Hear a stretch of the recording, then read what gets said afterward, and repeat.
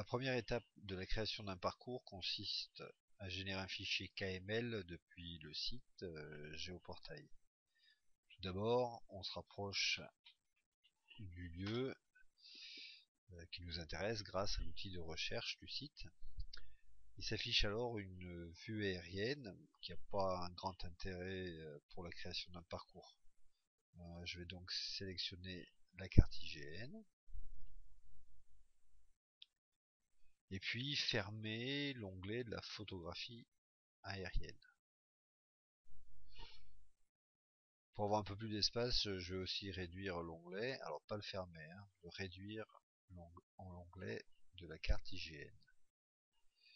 Avec la roulette, je vais me rapprocher de la zone qui m'intéresse. Voilà, alors là on s'aperçoit qu'il y a deux types de cartes.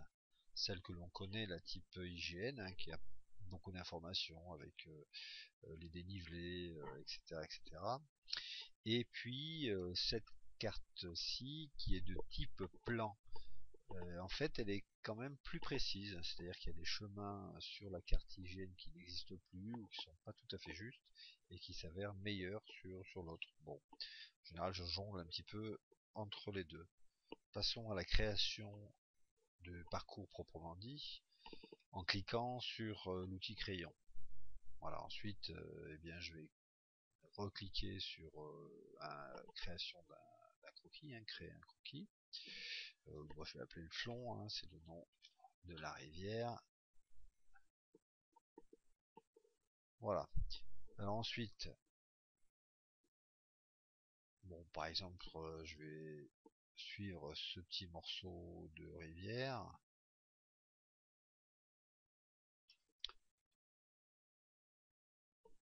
Alors je reclique sur l'outil crayon et je suis mon parcours. Alors bon, c'est pas la peine non plus d'être trop précis, les GPS quand on est en action, ils n'ont pas cette précision de toute façon. Là, ben, on verra pas faire, mais j'utilise la flèche du pavé numérique pour descendre. Voilà, bon, etc. C'est pas la peine non plus d'y passer 10 ans.